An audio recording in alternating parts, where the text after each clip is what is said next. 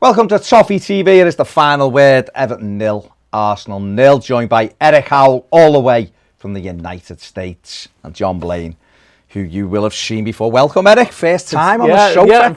I've known you for quite a few years now. First time getting to meet you in person.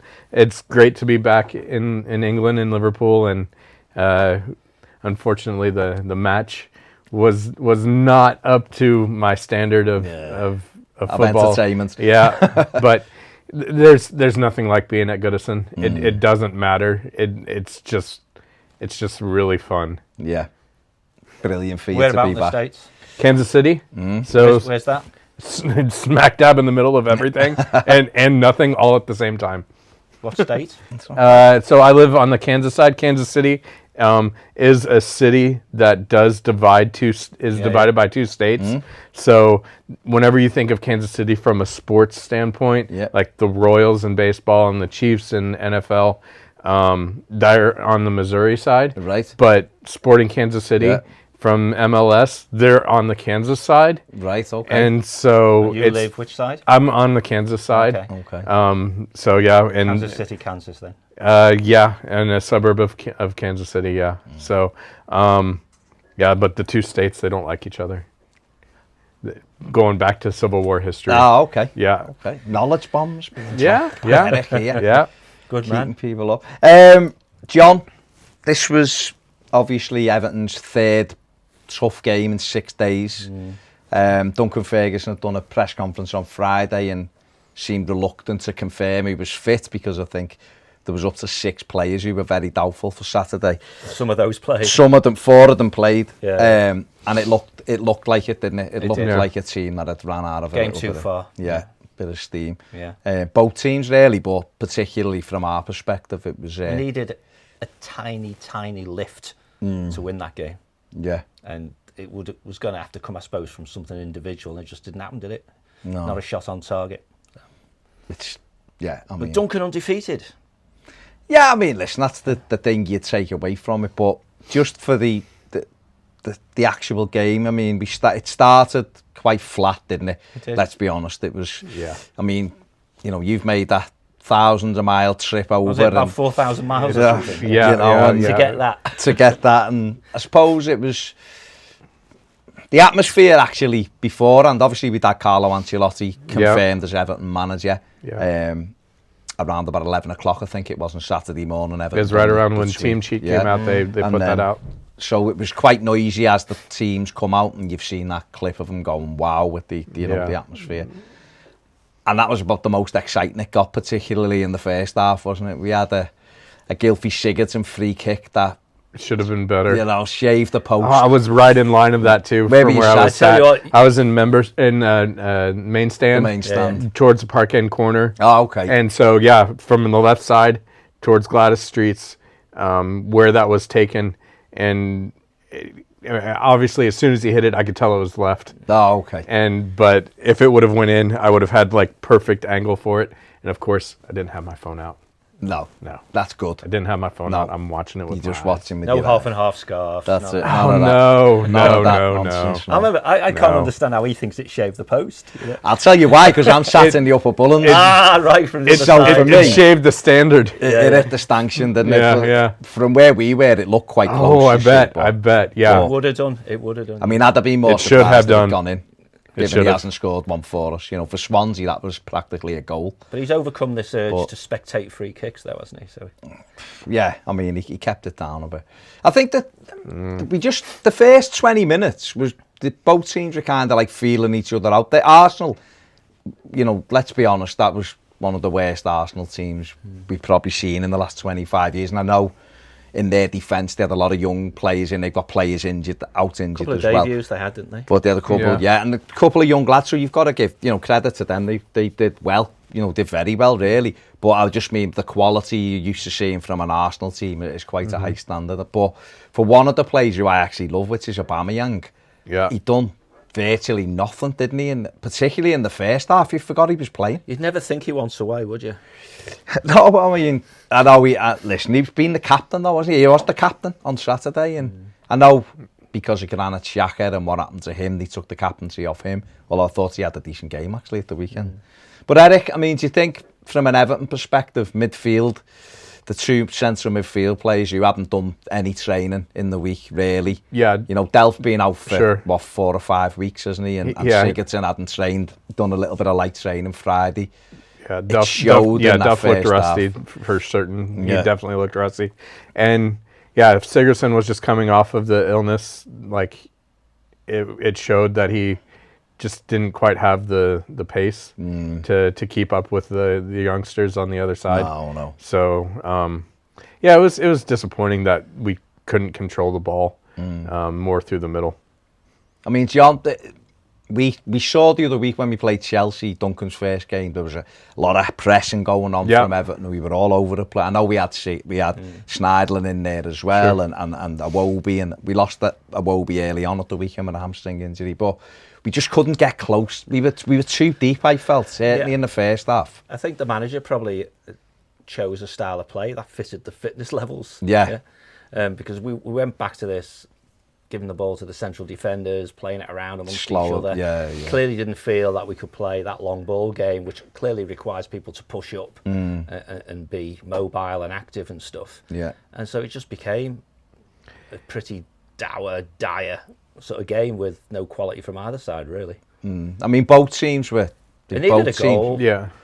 Both teams were so slow, particularly in the first half, moving It the needed ball Gylfi around. to just put that one in. Yeah. If that would have happened in the first half like that, I think it would have opened up the game tremendously. Yeah, but it was just. I mean, you just sat You're there. watching the match. You look up in the corner and you see it's 35th minute, and you're like, "Wow, okay, that went fast." Nothing's I guess, happened. but yeah, because It was the slowest, longest first half. It was weird. It was weird. time. It was weird, wasn't it? You look at, like you say, you look at your watch. You're like, Yeah. what? Yeah. Only 20 minutes. But I gone? suppose Sure. for Eric, he's not there every week. You're taking everything else in. So Sure. Well, now you got the excitement it of being there. of being there. I mean, just we touched on Duncan. You know, you'd said before. You know, he was undefeated. I mean, he's gone through this process. Assistant manager now. You know, assistant manager, must say that now. Yeah. One co-assistant with David Ancelotti as well. But I mean, Eric, from your perspective of obviously not being over here, Right. You know, and obviously Marco Silva, but waking up has at gone early in the clock. getting out silly old clock to watch. Yeah. Well, 12:30 kicks for me is 6:30 a.m. 6:30 Yeah, a.m. so I set an alarm on a Saturday for 6.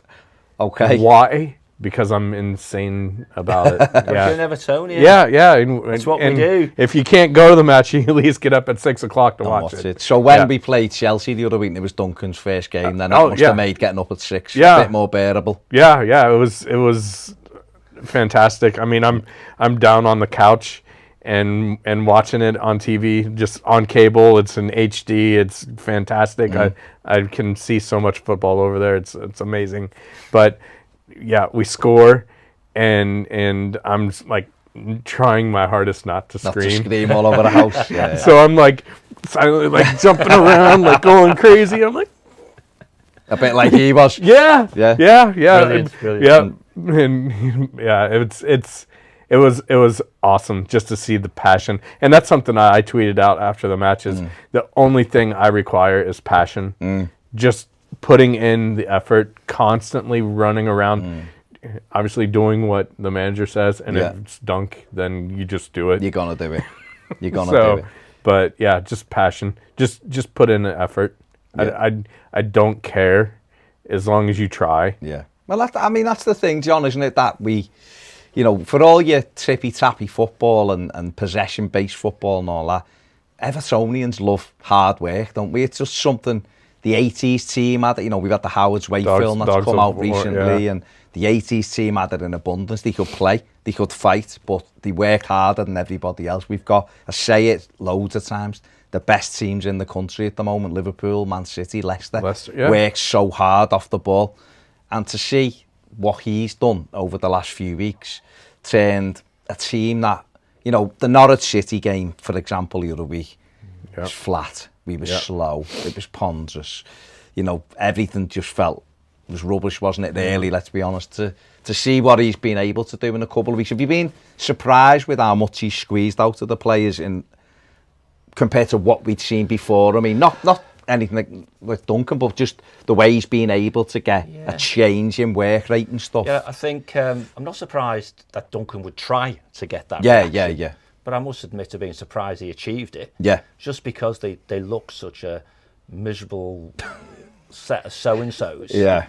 So passive. And then when I heard somebody say that, when he was appointed the assistant, he went and had a one-to-one with every single player. And that's really good psychology. Yeah. This is me and you. Yeah. You're going to promise me that you're going to do this, and I'll promise you that I'm going to do that. And you do that one-to-one, then it accumulates up. Yeah. And then, of course, the crowd... Which is what he did the night before the Chelsea game. Absolutely right, yeah. And then you get that reaction. And I think that Chelsea game was critical. Yeah, because that gave them the belief to listen to the manager almost. Yeah. If we'd lost that, they said, oh, well, we've listened to him, and look, it's the same bloody outcome. Yeah. And then he just... But the real magic trick is a squad that depleted each game. Yeah, that he was the manager through injuries and illness and so on, and he still got results, extracted, the best that he could out of what was available. And I think that we talked about that when we were at Goodison earlier on. With Ancelotti, the only thing you can ask of any manager is he gets the best out of the players. Yeah, of course. And then after that, it's the director of football's problem, And, and certainly, I think I struggled to. And you just said before we started recording, what would Silva have got out of those 4 games? I think people know. Yeah. Not a lot. Right. I mean, you must have got up, Eric, to watch the Norwich game, probably. Yeah. That was probably late for you. It's probably about 8 o'clock you had to get up to watch that one. Yeah, 8:45. But that was, sleep in. Watching that game, which was obviously Marco Silva's last home game as Everton manager. It was the bottom of the league. Yeah.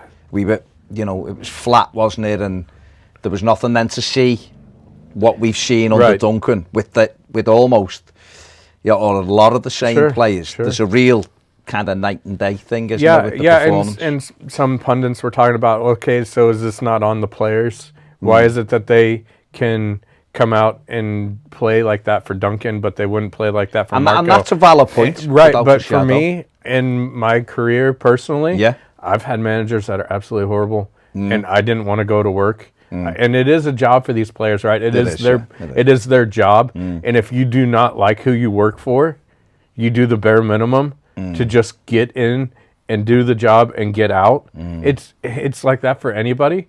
If your manager doesn't appreciate your work and what you do, then you stop putting in the effort. If it doesn't matter, then you got other people that are on the same level as you that don't do the work. Why am I going to do the work if it doesn't matter? Yeah. And so there's all sorts of dynamics in organizations that if the top changes, then there's repercussions and ripple effect for that. And Duncan stepped in. He said, this is what we're going to do. We're going to play this way and just go out there and give everything you can. And he got that response out of him. He pulls a lot of weight, obviously, with just the legend status in the club. Yeah. And everybody knows how hard he's worked throughout his career with everything. And so it's kind of hard to tell somebody that has proven it, no. Yeah. I'm not going to do what you want. So, yeah, obviously, for me, the players could have done it for Silva, but I don't blame them either.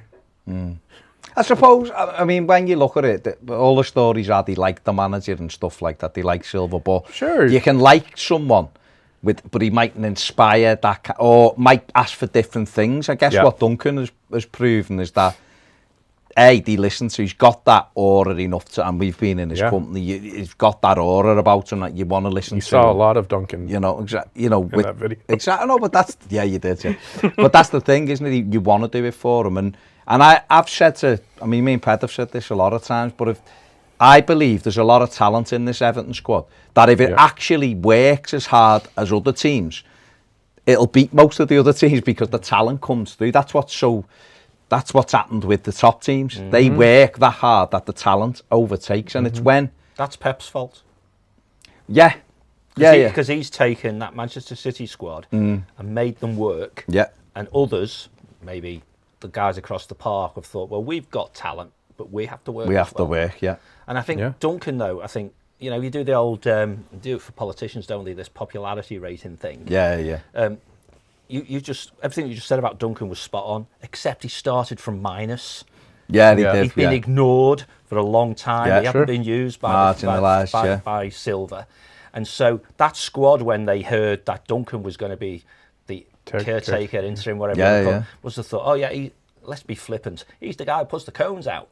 So they start off with a view that, so what? Some of them will know, like Leighton Baines and others, Davies, and the youngsters, if you like, But so it was miraculous what he did, and the good man management he obviously did of the night before, speaking to them individually, giving them individual instruction probably or expectations, and they pulled it together and they did what they did. And you're right, when you get a result, when the managers give you advice, you kind of go, I'll listen again. This fella knows what he's talking about. I'm a buy into that. And I think that's what happens with a lot of But managers. I think what happened with Silva was inconsistent. Because we talk about you don't like your boss, therefore blah. But they did it away at Leicester. Yeah, I just think with Marco, so I think they continually proved as a group of players they can do it. But that manager did not inspire them. That's the thing, and that's the difference. Yeah, get up, work hard, and your talent takes over. And it's like what you've just said, Eric. It mightn't be the case you don't like your manager, but if he doesn't inspire you, you'll just kind of do a bit of, you'll do enough to get by kind of thing, whereas like, and also like a modern thing of managers that, like kind of what you said there, John, but like about Pep, other managers will look at like Pep and go, oh, we want to play like that, and it's all about ball work, it's all about running.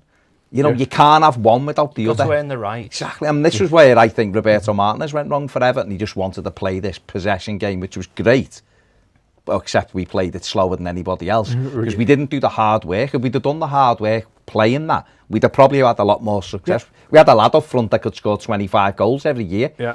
So if we would have worked hard... Did it once, though.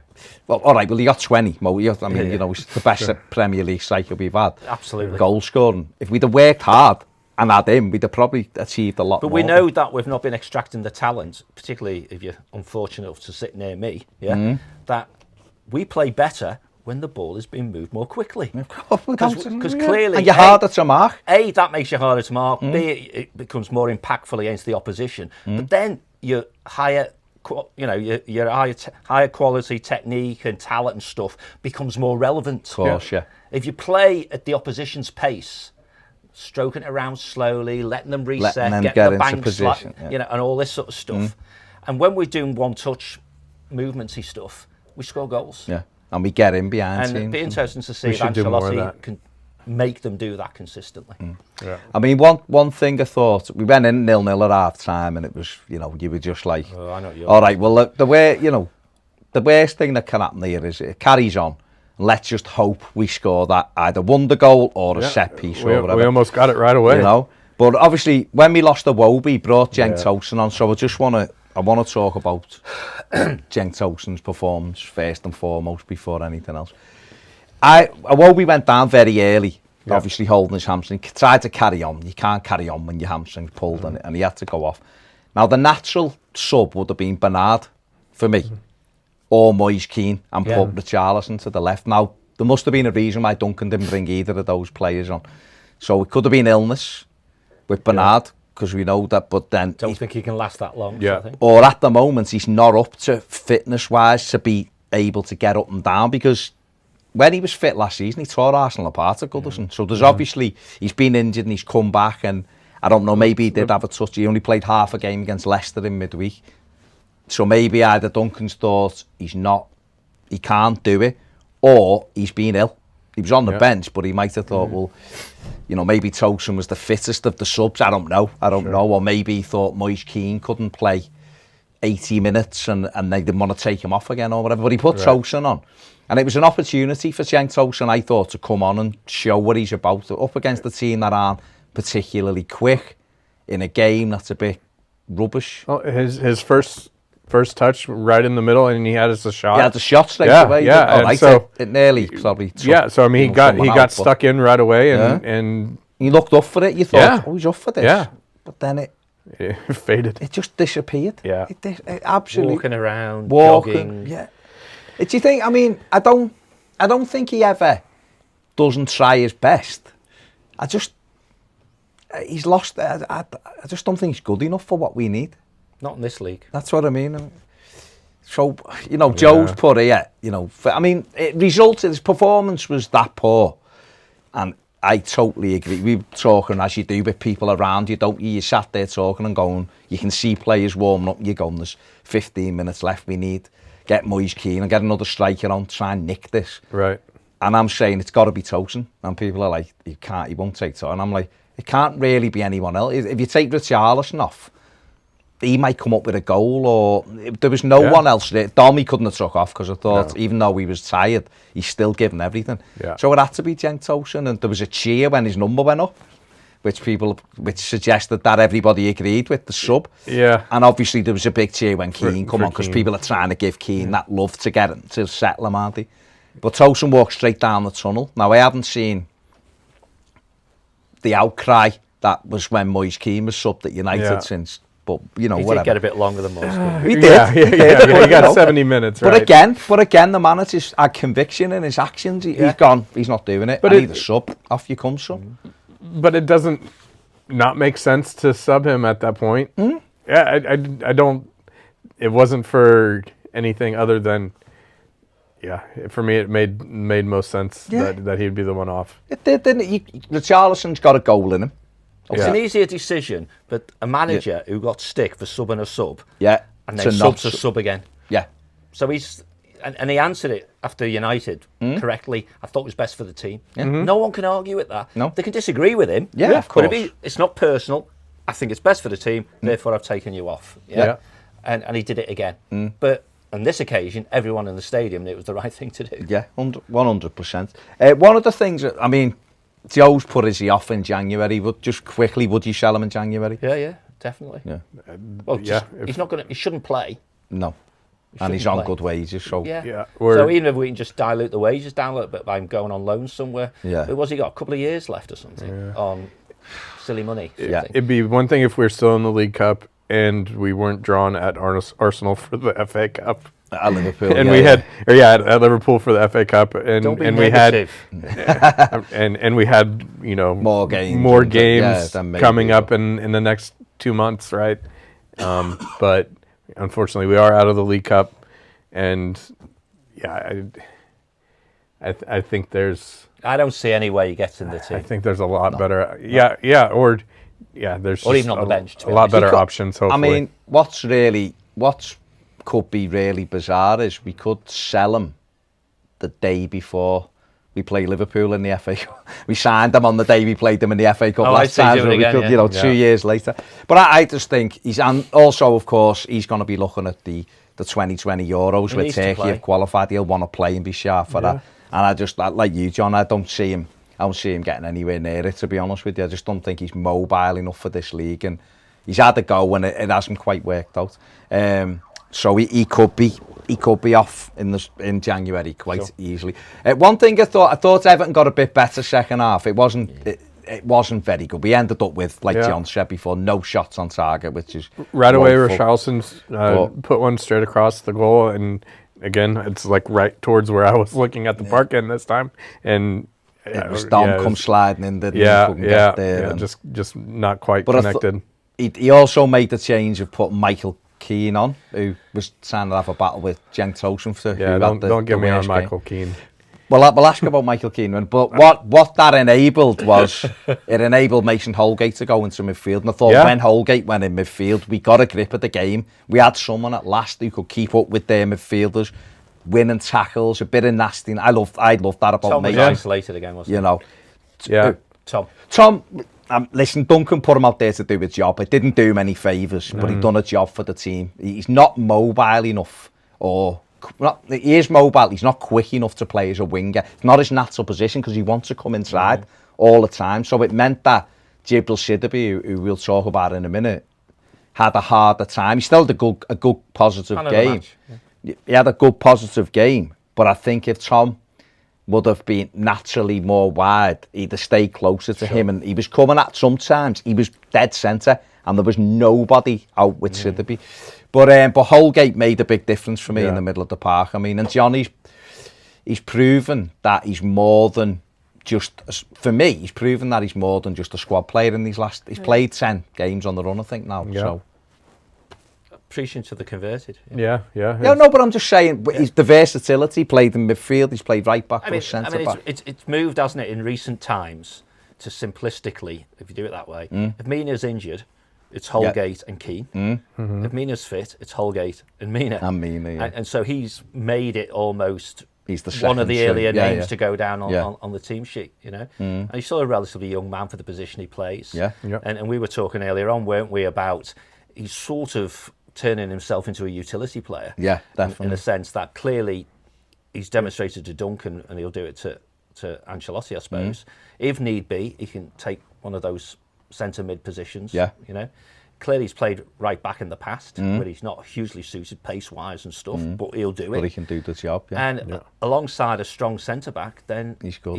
He's a good mixture. He's quick enough to play centre back. He's not lightning, but he's not slow. I mean, Eric, have you been impressed with him getting in? I've been impressed with Mason ever since he shoved Firmino into the bench. But I but it's that streak, it's that hardness, it's that not backing down. He picks up a caution, but he's not afraid to get stuck in, and it's that passion. It's that word that I'll go back to every time. It's the passion. He will not stop running. Which is a lot like Richarlison. He's up and down the pitch. He loses the ball, he runs 60 yards. And does everything to get it back. Holgate is that type of player, and Ferguson knows that, and he can trust him. And I think that's the biggest thing. That is a big thing. He can trust him no matter where he has to put it. Wherever he's got a hole, he knows he can put Holgate there. And he'll do what he has to do. And that won't be lost on Ancelotti, who said he's watched the last 4 games, the videos that he's seen. If he could bottle something he's got and give it to Keane, oh God, we'd have a better player. We'd have a much better. Well, you wouldn't have a worse player. But Mason can make a mistake, which Keane, and then forget about it. Get on with it. The centre back. He makes a mistake. Michael Keane, and that's it. He's gone, isn't he? He's no matter what. That pass to Dean was that pass to Dean was horrible, and he might as well have been subbed off at that point because he was about as useful. You see it just go out of his body. One mistake, gone. Instead of going right, I won't do that again. It makes him worse. So if the centre backs anywhere looking at Ancelotti going, "Oh, I'd like to go and play for him," then Keane can be the one going the other way, can't he? Well, what Mason's done is he's gone from people going, I'm not sure, to now, well, he's got to play with Mina, like you said before, or he's got to play with Keane. DCL's won that.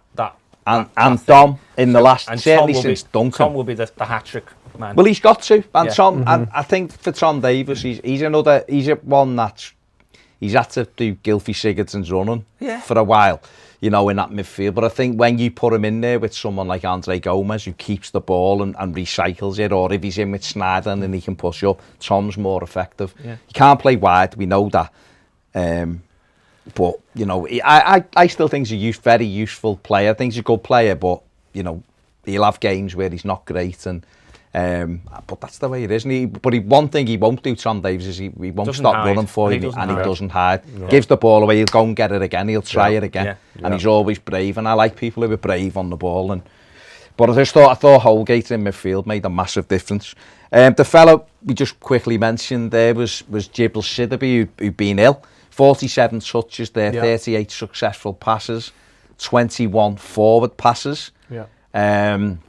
Successful attacking third passes, 5 passing accuracy, 95%, which is what happened to the other 5%? I think that's incredible for half a pass, isn't it? 5 ball recoveries, 4 aerial duels, 2 interceptions, and 1 successful dribble. Joe's put potential man of the match. It was him or Mina for me.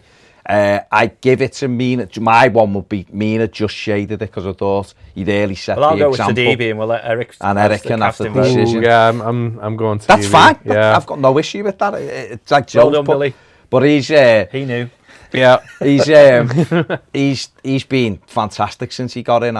You know, the odd mistake because he's such an attacker. Like John, you were down at Brighton. Caught up the field, yeah. Caught up the pitch against Brighton. But then I still look at one of our midfielders like Fabian Delph and go, why didn't you just drop into right back? Yeah. But in general, he's been excellent, hasn't he? How have we got him on loan? Because he had a bad injury, knee injury, and then when he got back into Monaco, they had a change of manager, so we were able to get him. But he just hasn't, you know, he's building up. I think that the thing's something like 14 or 15 million. 27, good age. Just over the age, isn't he, for what we're... But 15 million. And he's got enough pace, I think. It's not he's a lot of quick money for that. For that quality. Player, he's in the French squad. National squad. He's a World Cup winner, so... He runs past Iwobi. He runs... But the thing with Alex Iwobi, though, Iwobi is a central, is a number 10. He's a central midfield attacker. He's not a winger, he's another one. Right, yeah. He's better centrally because he gets you going. Putting him wide, he's doing a job. He's not doing, it's not his position. But I think what he does, which is brilliant, is looks up in that final third and plays the right pass. Seamus is head down, does a good job at times, but he's more thoughtful. He knows how to pick a pass. He's also prepared to run onto a ball and take it first time. So if you can get your Iwobis, and it's supposed to be a Sigurdsson who can put the ball ping, and then you'll get your DCLs and Richarlisons committing, knowing this has come straight over. We've seen Everton teams doing that in the past, haven't we? Interesting. But have you been impressed with him, Eric? Yeah, definitely. Just his touch, his ability to work the ball, his crossing ability. We saw the cross to Richarlison in Chelsea. Yeah. And it's on the mark. Yeah. And the winner at Southampton, of course. He set the winner up for Richarlison at Southampton. Yeah. I'd like to just see more of that. Yeah. Well, listen, hopefully, I think he's the type of fullback Ancelotti will like, to be honest with you. Fast attacking fullback. And he's physical as well. Yeah, big lad as well. And after the match in the autographs line, he was fantastic with all the kids. Yeah, he was great, isn't it? Yeah, he was. Gets the nice bloke tick as well. Yeah, he's 180 of Michael Keane. Michael Keane ghosted all the kids. Didn't say hi to anybody. Just straight through to the car park. I was just like, well, if you don't want people to like you, that's what you do. That's what you do. Yeah. Are you watching, Michael? Yeah. Maybe his confidence is that shot that he doesn't want to stop in case anyone. Yeah, but if anybody can build up your confidence, it's a kid that's just happy to be standing next to you, right? Yeah. Because you're massive and you play football. No, listen, and it's just like if you want your ego like lifted at all, have a 10-year-old say, "Michael Keane, can I have your autograph?" Yeah. Right? I'm not defending them, ghost them, kids. One should stop and sign every single one, in my opinion. I reckon Eric could do that. Very, very Michael privileged. Keane, I want your autograph. No, it'd have to be Landon Donovan, and I love him. Yeah, you're there with love you, Landon. I think they're so privileged, they should always stop and sign autographs. There's no excuse. Win, lose or draw, there's literally no excuse. But that's another thing. Need a mixed zone outside for fans at Bramley-Moore. Yeah, well, Ped often talks about it. You know, you should have that. You should have to walk through an area where the kids can stand and stuff. They should do. Why not? Undercover. Yeah, undercover. So they're not like, it's I can't stop and all that. It's what you should do. It's like you just said, Eric. It builds. It makes the kids feel fantastic, and it's like what's the odds? You walk up, you've got 3 kids around you. You feel great, wouldn't you? We're just in the car park getting moved for Bramley-Moore. Yeah. What's the odds players can get out the stadium without being seen? Being seen. Fix that. We can't have that. Yeah. Well, you've got that. Maybe it's just for those people who'll pay 25 grand a year to sit in the Tunnel Club or whatever to see them. But I think it should be something to keep the fans grounded with the the players grounded with the fans and be able to see kids and stuff. And it's about self-policing, isn't it? If someone's there and they're going, "Hey, Keane," you'd expect from the dads to go, "Listen, lad, beat it." Because that's a different thing. You give your stick to him on the pitch if you feel like you need to from the stand. But when they're there coming through and they're signing autographs for kids, no one's going to, I don't think, unless they do something ridiculous, no one's really going to have a go. It's not too difficult to stop that from happening. No, not at all. No. Not at all. So, it's one of them, isn't it? But, I suppose at the end of the day, the biggest thing we can take from this was it was only our second clean sheet in 15 games. Pickford did. I have to say the a only hell of a save. real shot on target. Pickford made an excellent save Hell from of a save. Aubameyang. The reaction on that is just When it phenomenal. broke to Aubameyang and he was on his own, I thought, oh There we no. go. Oh, well, my son screaming 14, 14. I'd see him on his own. Oh, he's screaming 14. Yeah, and because he knows he could see the ball was going over, and as soon as You're it bringing did, him up well. You are, Eric. You are. He's picking up all the tactics there. But it was a great save from Pickford, wasn't it? And phenomenal. Yeah, kept giving him a clean sheet. That'll give him some confidence because, like we say, we haven't had one for a while. Seemed confident enough at the He did seem confident enough after it. We're not going to discuss that other than to say, oh dear, please. You know, I'm not going to go on. It was night out and all that, but don't climb on tables to demonstrate it. Do it if you need to do it sitting down. Don't make it even worse for yourself. But no, it was a good save, and I suppose it was always going to be 0-0 because I'd read that Everton had one clean sheet in 15 or 14, and Arsenal hadn't had a clean sheet in 14. So there you go, 0-0. And a side agreement before they came out. Let's both have a clean sheet. An absolute turgid game. But we were unbeaten, and both new managers sat in the stand watching. Yeah, let's not talk about it ever again. No, it's done and dusted. Everton unbeaten under Duncan. But we know where the Arteta money is now. It's the Arteta money is being used to bring Mikel to the Emirates. We know where it is. City have got it. City are quite happy now. But there you go. Let us know what you think in the comments section below. Was this? I mean, anyone who tries to say this isn't 90 minutes to forget will be lying, I am sure. Big thanks to Eric for coming all the way from Kansas. Thank you. Big thanks to John. Yeah. Cheers, John. Make sure There's your one fan over there. There he is. Well, cheerleaders over there. It's 45, whether 45. it's whether it's whether Eric's gonna stop and sign autographs on the way. We'll have to look out for that. Well, make sure you subscribe, give the video a thumbs up, join us on Patreon if you want. Have a fantastic Christmas. Up the Toffees. See you later.